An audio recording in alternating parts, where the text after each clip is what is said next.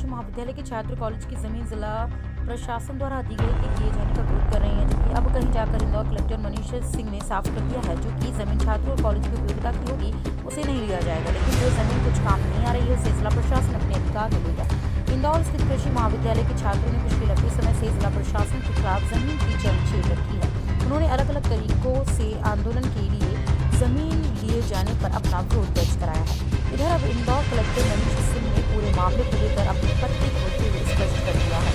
प्रशासन कॉलेज के हित में ही पूरा निर्णय लेने के लिए बाध्य है। उन्होंने छात्रों के प्रदर्शन को लेकर कहा कि छात्रों को गलत तरीके से बरगलाया जा रहा है कि जो जमीन कॉलेज के उपयोग की है उसे नहीं छोड़ा जाएगा, लेकिन जो जमीन उपयोग की नहीं है उसे छोड़ दिया जाएगा। इंदौर से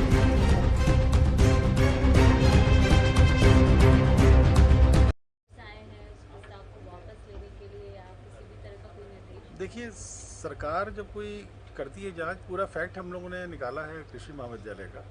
ज़मीनों का उपयोग कितना कर रहे हैं, कितना आवश्यक है उनके लिए। जो बच्चे बोल रहे हैं ऐसा नहीं है कि हम लोग के संज्ञान में नहीं है। बच्चों को जिन प्रोफेसर्स ने ये सब ज्ञान दिया है उनसे हम लोग की चर्चा हो चुकी है और वही सब चीज़ें हम लोग समझ चुके हैं उन प्रोफेसर से ही जो उन्होंने बच्चों को बोला है। ये भी सही है कि अगर आप देखेंगे तो करीबन 20 हेक्टेयर ज़मीन वहाँ ऐसी है जिसमें कि पड़त पड़ी हुई थी, कुछ भी नहीं हो रहा था उसमें।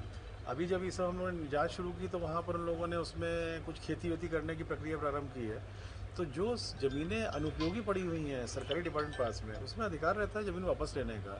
तो प्रक्रिया चल रही है, शासन को सब रिपोर्ट हम लोगों ने भेज दी है। जो शासन निर्णय लेगा अंतिम, उसके हिसाब से हम लोग कार्रवाई करेंगे। ये भी सही है कि माननीय मुख्यमंत्री जी से मिले थे, मुख्यमंत्री जी ने भी क्लियर यही बोला है कि नहीं, बच्चों का हित नहीं होगा किसी प्रकार से, और उसको बिल्कुल देखेंगे और इस तरह से अहित होते हुए नहीं वो ऐसी कोई चीज़ होने देंगे जिसमें अहित हो बच्चों का।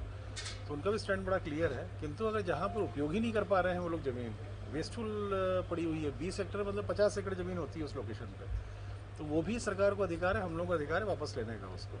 तो भी देखने पर जहाँ रिसर्च चल रही है उसका पूरा संज्ञान में है कि वीट रिसर्च इंस्टीट्यूट की रिसर्च कहाँ चल रही है, कितने हेक्टेयर में चल रही है।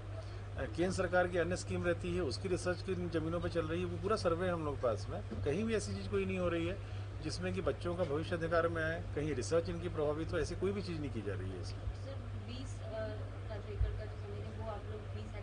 मैंने उदाहरण के तौर पर बतलाया, इसका मतलब ये नहीं कि निर्णय हो गया है। उदाहरण के तौर पर बतलाया कि 20 हेक्टेयर में ऐसा था, तो ऐसी ज़मीनों की कैटेगरी में उनके पास भी कुछ जवाब नहीं है।